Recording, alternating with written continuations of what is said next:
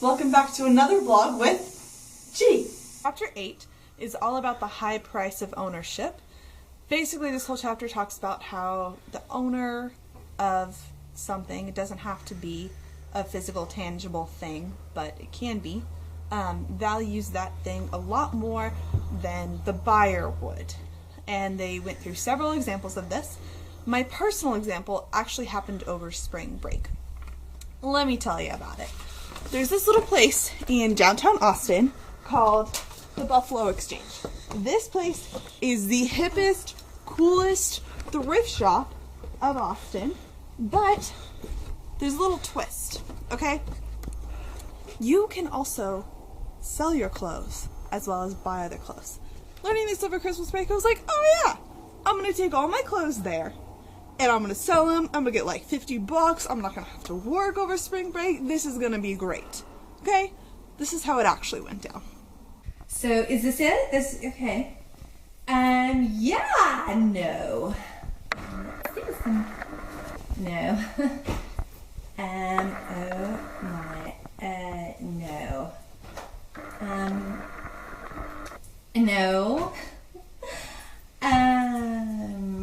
No.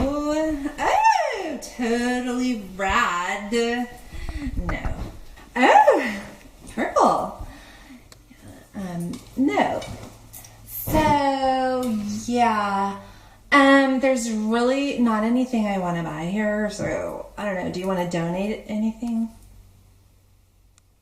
So what happened here was that originally my value of these clothes was way up here. And then even after she told me that she didn't want any, it like went down a little bit, but it still wasn't low enough to donate my clothes.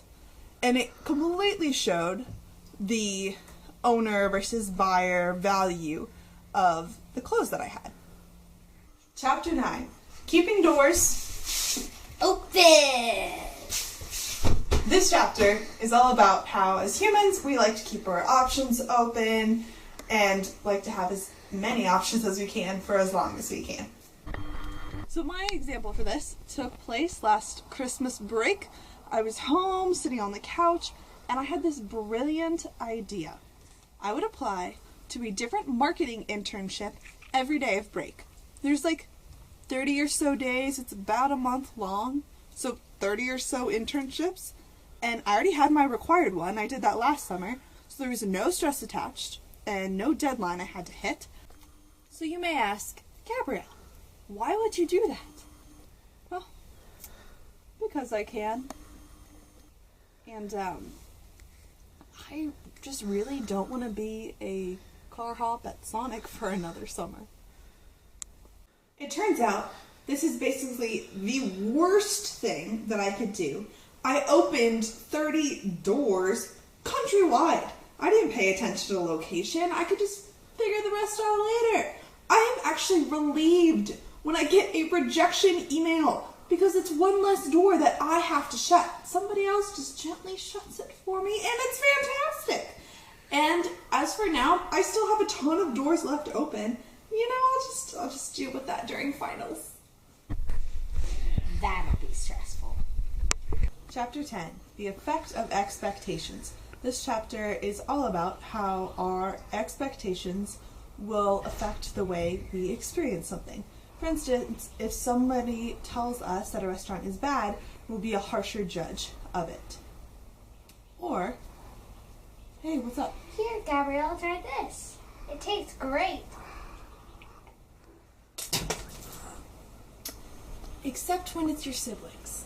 The second part of this chapter talked about stereotypes. Now, you may be wondering why all my little siblings are home on the middle of a Tuesday afternoon.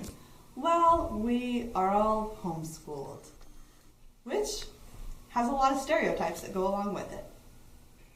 Research on stereotypes shows not only that we react differently when we have a stereotype of a certain group of people, but also that stereotyped people themselves react differently when they are aware of the label that they are forced to wear. When I'm at school, I do everything in my power not to look like a homeschooler. It's not that I'm ashamed of being homeschooled, it's just that I don't like the stereotypes that go along with being a homeschooler.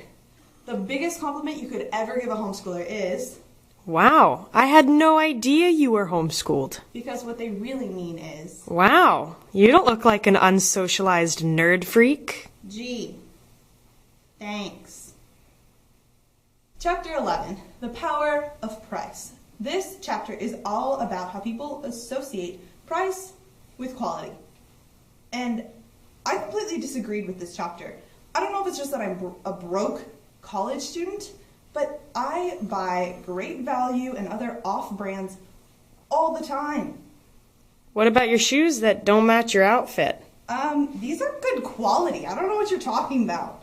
Yeah, but they were the most expensive ones on the shelf. Okay, maybe Dan has a point. I hope you enjoyed vlog number 3 with G. Till next time.